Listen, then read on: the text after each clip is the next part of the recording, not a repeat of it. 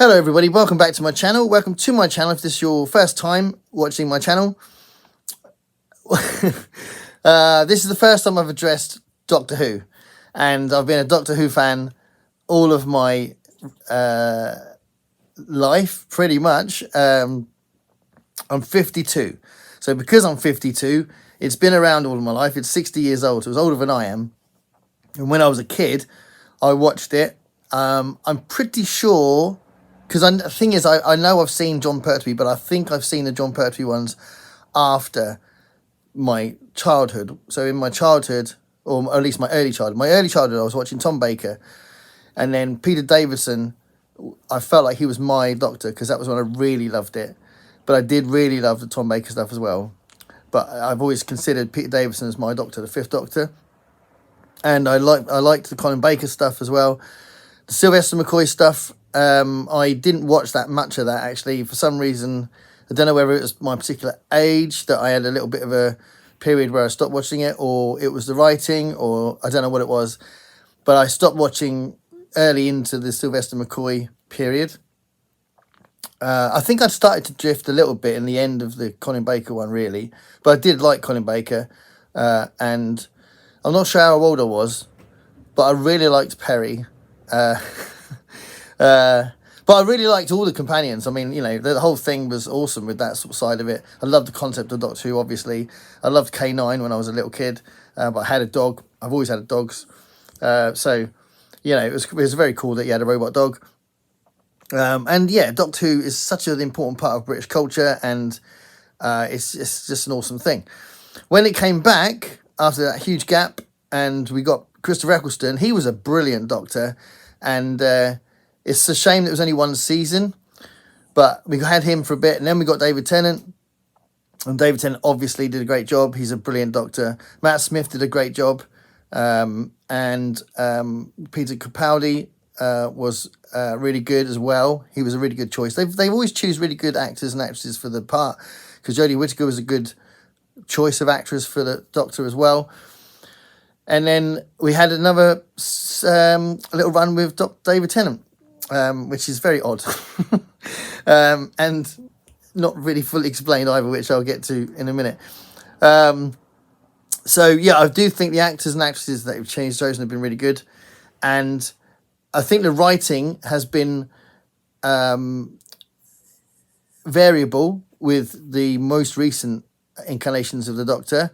I think there was a few funny ones in the Matt Smith period, but there was this sort of tendency to get a bit morose in some of the Peter Capaldi ones, and Jodie Whittaker ones. It was just sloppy writing, so some of it just was a bit random and just badly plotted. Some of it.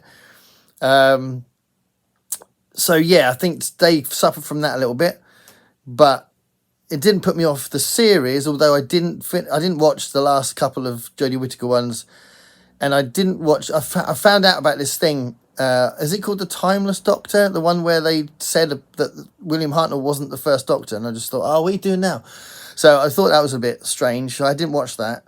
So I don't know what that part of the lore is now, but all I know is that bit of it. So I don't know if that's a thing. But anyway, I was very pleased that David Tennant was back, and I assumed there'd be a good explanation. But I do like David Tennant's portrayal of the Doctor, and I love Donna as a companion, so I thought, yeah, cool, let's enjoy that for a little bit. And I was very excited that it was coming back. So we got 3 episodes. We had The Star Beast first, then we had Wide Blue Yonder, and then we had the latest one, which is The Giggle. So, quick summary. I like them. I did like the episodes. I think the first one was a bit formulaic. It wasn't brilliant, but it was good. And I think a lot of that is because of the charisma and the energy and the sort of maybe nostalgia factor as well of having David Tennant and Donna back together again. But they bounced off each other really well. They had some good moments of dialogue. And that element was good.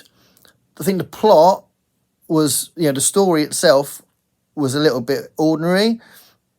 I like the way it was executed in as far as the sort of the structure of it and that. I thought that was fine.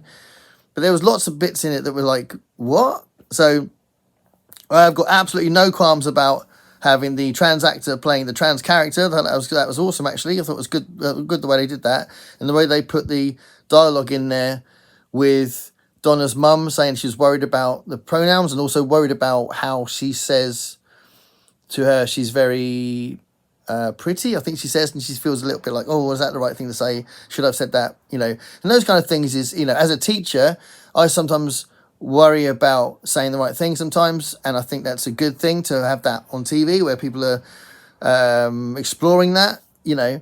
So I think that was quite good. But there was a couple of moments where it seemed like he wanted Russell T Davies, who's a really good writer, wanted to put those things in and didn't know where to put them or didn't know how to do it. So stuff like that was really, things like the conversation between Donna's mum and Donna was a very good way of doing it. That was subtle, it was relevant, it was a good bit of characterization, and it absolutely made sense because you were getting this stuff about Donna's daughter without having without it having no context. It made perfect sense. With the other couple of moments, so when the Meep made a point of not having pronouns, and then you know, David Tennant's doctor said, "Are you a he or a she?" Something like that. It's not the sort of question you'd ask anyway, so that was a little bit weird. And then when she said, and then I think Rose, the new Rose, says, "Aren't you assuming that there is a he or a she involved here?" You know, and he says, "Oh yeah, good point." It just seemed a bit like a manufactured conversation. It didn't seem to fit, so that was a little bit odd, but it's fine. Didn't ruin the episode, just a bit odd. But then the end bit where, oh, by the way, there's going to be spoilers in this video. I should say there's going to be spoilers. Maybe I'll put something at the beginning. There's going to be spoilers because I can't talk about this. There's going to be spoilers. So the end bit when Donna survives, and then there's the explanation from Donna and Rose about how that happened, and it's just strange. They said something about that it's because he wouldn't understand because he's a male representing doctor, which is a phrase that is definitely a 2023 phrase that seemed a bit strange. But then somehow that means that Donna can let things go and that he can't, which is really strange because he's constantly letting things go because he's a billion years old or whatever, and he's constantly got new doctors, new companions, and all the stuff that he's done each story, he's letting go all the time. Plus, it's just a really strange thing to say about men, that men never let things go. So that was a bit odd, and a really bad explanation for why they wanted to end the episode like they did. So it was an ordinary episode that was fun to watch, with a couple of moments where I thought, oh, that was weird. And a couple of good points, you know, insofar as the way they did the family stuff. And I thought, you know, as I said, the conversations around Rose's gender transition and stuff was really good. And Rose herself was done really well. I just think that bit at the end was a bit strange, explaining how the plot of the ending happened and why it happened was a bit weird. So that was cool. So at the end of the episode, I thought, oh, that's a good start. Nice one. And then the second episode, Why Blue Yonder, I thought was really good. Really good. I thought the introduction with Isaac Newton at the beginning was totally pointless. And I think Russell T Davies thought it was just a bit of fun, which is fine. But then because he did the sort of Hamilton thing with the casting, it's kind of caused controversy over a scene that didn't even need to be there. So that was a little bit odd. I don't care who plays Newton, but it would have been nice if the scene had a point. But anyway, the episode gets going, and I really enjoyed the story. I really enjoyed the creepiness of it. I really enjoyed the way that the villains were developed and how that carried on through the episode. It was just a really good episode, and I really enjoyed it. I could address the line about him finding one of the, was it Isaac Newton? I think Donna made a comment about Isaac Newton being hot. I think it was, and he says, "Oh yeah, he was," and then he goes, "Oh, that's who I am." That's cool. I don't care if they want to put that in there. That's fine, because he went from a man to a woman and back to a man again, and if that's the explanation of why that's happened, that's cool. I don't think sexual attraction or sexuality in that sense needs to be a big part of the Doctor. It never has been and doesn't need to be now. But if they're going to do it, and not make a big deal of it, just have it as that he is gay or has gay tendencies or is bi or something like that, then that's cool. I don't care. I'm not upset by it or freaked out by it. It's just one line. It really is so easy to ignore. So all these people being completely like angry about it, very odd. But anyway, the reason why, the only thing I was thinking was that Russell T Davies did enjoy creating a kind of a romantic edge to David Tennant's Doctor and Rose, Billie Piper, which started getting on my nerves, because I felt like that's not right. I didn't watch Doctor Who for a sort of a romantic plot. So, you know, regardless of if it's a male or a female that he's attracted to, I don't really want to see romantic plots in Doctor Who myself. But it's just a personal thing, and I don't care about where it is male or female at all. So I don't care if the Doctor's gay at all. But I don't want loads of romance in the stories, I suppose. I like the space adventure stuff. But it was a really good episode. I mean, this is one line. I mean, Christ, it's so easy to ignore. But I really enjoyed it. I thought it was a really good episode. And I love the way that they had the arm, you know, my arms are too long. I love all that stuff. And the way they were so huge for the actual container, that corridor they were in. And then when it was like when they realized it was a bomb, that was just really cool. All of that stuff. There's a good plot, well written, just awesome. And I thought, oh, this is nice. This is much better. And I really enjoyed it. And I thought this was good. For me, it was good science fiction. And it was just a lot of fun. So that was cool. And then the third episode was really good. Really, really good. I really enjoyed the third one. And it seems like they were getting better each time. The stakes were getting bigger. There was a lot more imagination in each one as we went along. And they played with the plot better each time. So there's lots more surprises in the second one. And there was loads more surprises in the third one. It was like a cross between like a Q character, if you know Star Trek, but Q from Star Trek is like an omnipotent being that can do anything. And the Toymaker was like that. So you had a bit of Q going on. And I love the elements where the whole setting of where they were changed dramatically. So the corridor suddenly appeared, and then there was a corridor behind them and that kind of thing. So that reminded me of the 1980s horror film House. I don't know if you've seen the film House, but I love that film. And it reminded me of that kind of thing, which was cool. And I love the classic trope of an evil shopkeeper. So on my channel, I've talked a few times recently about Needful Things, which is my favourite Stephen King book. So it was nice to see that they were making the Toymaker into that kind of thing. So he was clearly Russell T Davies was clearly drawing from that kind of a story to put the Toymaker in that shop and get the plot going like that. So that was really good. And Neil Patrick Harris was a really good choice of actor for the villain. Very creepy.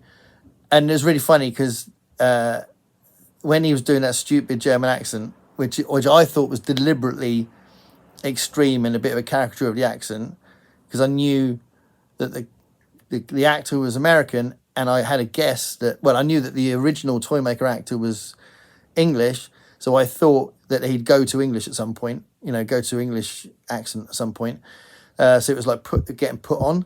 But my wife looked at me and said to say, well, that was a horrendous accent. I was like, yeah, no, but I think it's deliberate. So that was quite funny. But yeah, I thought he was a really good choice for an actor, and I thought he did a fantastic job. Really compelling. And it was nice sort of having them squared up against each other. David Tennant and Neil Patrick Harris, really good combination, two things up against each other. I loved the moment when Donna had a fight with those puppets. That was really cool. And again, they like giving her good lines sometimes, so that was all good. But all that stuff with the puppets and that was really creepy. And having the guy that worked for John Logie Baird and he bought the puppet, that guy, when it was just his head and then puppets around. But that was so creepy and brilliantly done. And then it turned into David Tennant as well. That's brilliant. So I love all that. That was really good. And then when there was that big speech where there was like they were shoved onto chairs, and then he did that sort of puppet show thing where the toy maker talked about all the companions. I thought that was really good. And one of the few, there wasn't that many kind of 60th anniversary type elements to these specials, I didn't think, but that was one of them. So he was going back on the past a little bit with that. It was nice to see Kate Briglier's daughter back again. That was good. And it was a nice kind of entrance for her. Really nice to see Mel back, Bonnie Langford. That was good. And that was really well done as well. Her lines were really good. And it was good the way that they'd written that. It was a really nice moment when they mentioned Adric, because that was one of the pointed moments where I think it was when the new Doctor was saying about what he'd been through and that he needed to rest and all that. And it was so cool the way they mentioned Adric, because Adric was a big thing when I was a kid. So Adric, I think, was the first companion to die, or it was certainly a big shock when he died in the Peter Davison era. So it was nice that he mentioned Adric, and then they mentioned of other things as well. So a couple of those speeches were really good. So that was really good. The new Doctor, I think, is brilliant. We've only seen a few minutes of him, but he's really given a good impression already. So that's good to know. I've forgotten his name already, but I'll learn his name. He looked really good, and he had a really good energy to him. And I thought, he filled the screen really well. I thought, definitely a nice choice for. And I hadn't seen him in anything else, so I know that he'd worked with Russell T Davies before, but I hadn't seen that. Was it It's a Sin? I'm not sure. But whatever it was he'd been in, I hadn't seen him in anything. So I was really impressed with that. So that was good. So the episode ends with the bi-regeneration. I think in general, my sort of basic point is I don't think it's a good idea. So I think it's a bit of a crap idea. And I think most people have thought that. And I get the impression from the interviews I've seen with Russell T Davies that he was trying to think of something special for the 60th anniversary special. I don't think that's what people want. I don't think people want a new definition of the regeneration process, because that's just a standard thing, and it's a great way that Doctor Who deals with death, and it's a great way to keep the character going. And originally it was there because William Hartnell couldn't do it anymore and they wanted to keep going, and it's a genius idea to get Patrick Troughton to replace him.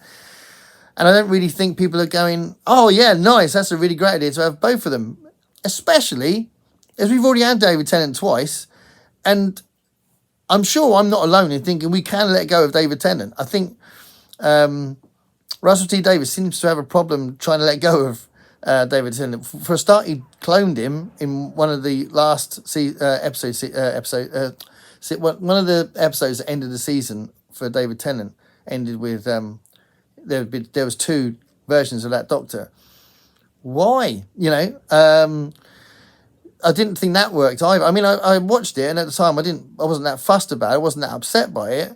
But again, he can't let go of David Tennant. It's just like, why not let him regenerate? And then you've got the new guy. The new guy can do his thing, and it could be a new era. And now you've got David Tennant sitting there having scones with Donna's family, which I will say, I thought it was a bad idea, but I really like the dialogue that they put in that scene. So the scene when he's sitting around the table with Donna after that whole thing happened was really well written. I thought that was really good.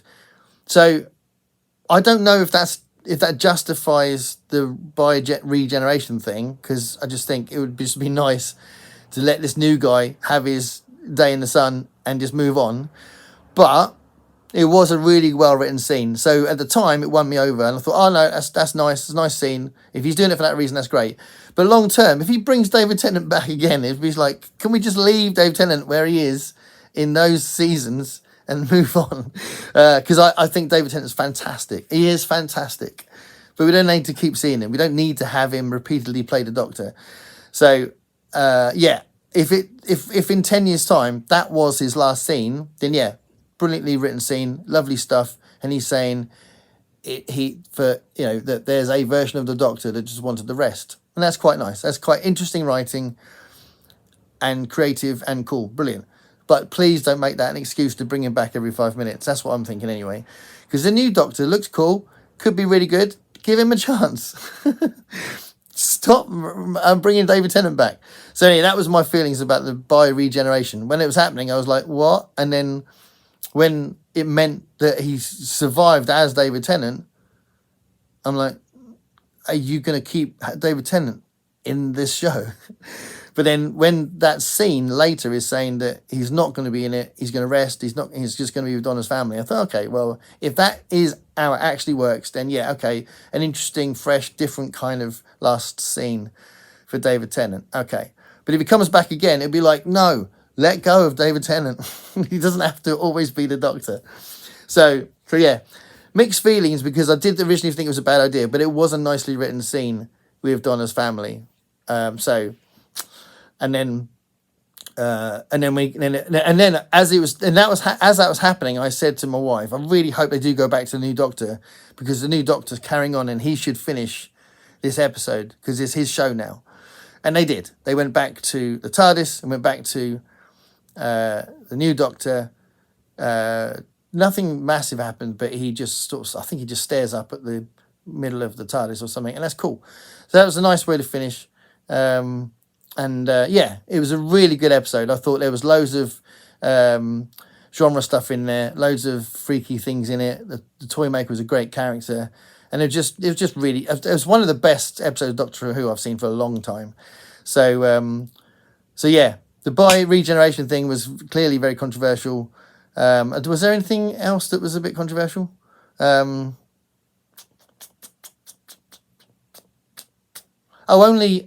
think someone, before I saw it, I saw someone moan about the line where the Toymaker makes an assumption about the guy who bought the puppet, that he's from overseas, and the guy says, I'm from Cheltenham. And I thought that was really good, because that is a really good, simple message that actually works. I mean, would the Toymaker have asked him that? I don't know. But it was a nice, quick, no, I'm from Cheltenham. An important message, to be fair. So I thought that was actually quite well written. Certainly a lot less clunky than some of the stuff they were doing in the first episode. So yeah. All in all, if I look at the three as a whole, I thought they were really good. I think the first one was quite ordinary, but it was nice to see them two back, and the energy in the episode really kind of kept you going, and it was cool. And it was just a couple of moments where you were like, what? Second episode I really liked a lot. I like that kind of weird, freaky sci-fi, and if you know some of the books I've read, then that kind of makes sense as well. Bit Hitchhikers, I guess. Bit Robert Sheckley. Third one, much more creepy, and ultimately facing a Q character, really. But yeah, loved it. Loved that third episode. So yeah, I'm looking forward to it. Oh Christ, this is nearly 25 minutes long. If you're still here, thanks for watching this. I've rambled on for ages, but I suppose I was talking about 3 different episodes. I haven't even mentioned Wilf. Wasn't that nice to see Wilf back? I love Bernard Cribbins. Anyway, yeah, there we are. That's my review of the 3 episodes.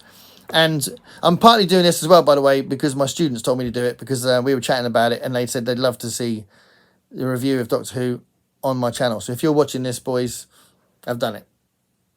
Okay. Thanks a lot for watching. Bye.